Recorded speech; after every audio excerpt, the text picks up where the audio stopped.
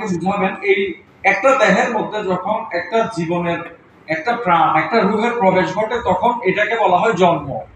যেমন মায়ের গর্ভ থেকে একটা বাচ্চা জন্ম নিল, একটা বাচ্চা প্রসব করার পর দেখা গেল তার মধ্যে রূহ নাই, তাহলে এটা মরা, এটা আর কোনো কাজে আসে না, এটাকে মানুষ দাফন করে ফেলে। কিন্তু যার মধ্যে রূহ আছে, যে বাচ্চাটা কান্না করছে, এটাকে কি কেউ কবর দিবে? কবর দিবে না। তো এই যে একটা রূহ দেহের মধ্যে প্রবেশ করা, এটা হচ্ছে জন্ম, দেহ থেকে বের হওয়া এটা হচ্ছে মৃত্যু। এটা একদম সহজ একটা বিষয়।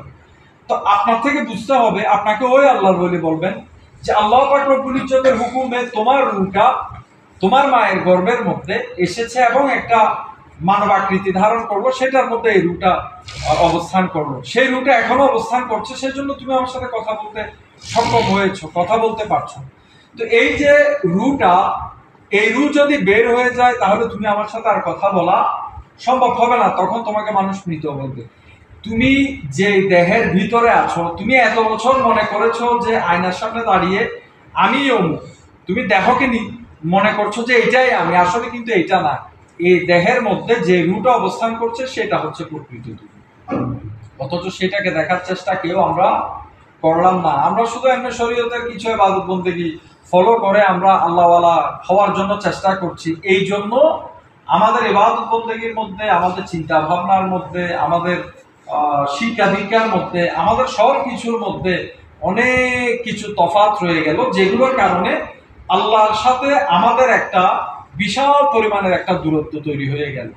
যদি আপনি নিজেকে অনুধাবন করার চেষ্টা করেন, যখন আপনি চিন্তা করবেন যে আজকে থেকে আমি আমাকে চিনার চেষ্টা করব, তখন আপনার দেহের ভিতরে যে অদৃশ্য রূহটা বিরাজমান সেটার খোঁজে আপনি লেগে যাবেন। তো রূহটারও তো কোনো আকার নাই, এটাও তো নৈরাকার। তো আপনি নিজেই তো নৈরাকার, আপনি আল্লাহকে নিয়ে কি চিন্তা করছেন? আগে আপনি নিজেকে নিজে চিনার চেষ্টা করতে হবে, জানার চেষ্টা করতে হবে। যখন আপনি নিজেকে নিজে চিনতে পারবেন, জানতে পারবেন, তখন আপনি প্রকৃতপক্ষে আল্লাহ পাক রব্বুল ইজ্জতের পরিচয় লাভ করবেন। আল্লাহ পাক রব্বুল ইজ্জতের পক্ষ থেকে আলাদা অনেক নেয়ামত আপনি হাসিল করবেন। আর যদি আপনি মুখে সবকিছু স্বীকৃতি দেন, অন্তর দিয়ে যদি সেগুলা আপনি পরিপূর্ণভাবে মেনে নিতে না পারেন, তাহলে আপনি ঈমান হারানোর আশঙ্কা থেকে যাবে।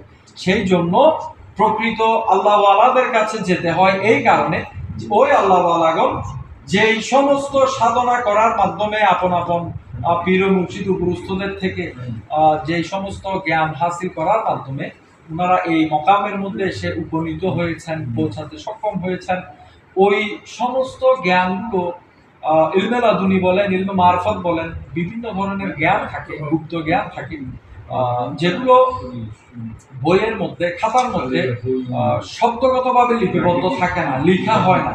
তো এইরকম এমন অনেক জ্ঞান রয়েছে যেগুলো আল্লাহর ওলিদের নিকট থেকে থাকে।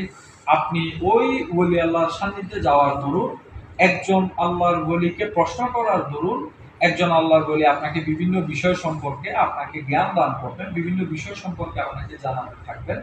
এইভাবে করে যখন আপনি বিভিন্ন বিষয় সম্পর্কে জানতে পারবেন, তখন আপনি আস্তে আস্তে আস্তে আস্তে আল্লাহ পাক রব্বুল ইজ্জতের রেজামন্দি হাসিল করার জন্য, আল্লাহকে রাজি করার জন্য, আল্লাহর নৈকট্য হাসিলের জন্য আপনি ধীরে ধীরে আপনি নিজেকে উপযুক্ত করতে সক্ষম হবেন। ওই রকম একটা প্রিপারেশন আপনার মধ্যে আসবে।